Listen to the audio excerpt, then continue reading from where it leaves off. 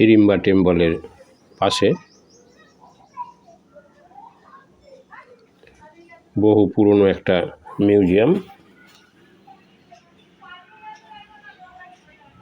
তামা পিতল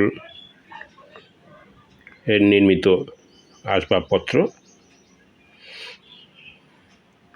মানুষের নিত্য ব্যবহার্য কিছু জিনিসপত্র, গয়না, ব্যাগ, থালা, পানপাত্র, কয়েক ধরনের বাজনা, এগুলো অত্যন্ত যত্ন সহকারে সাজিয়ে রাখা হয়েছে।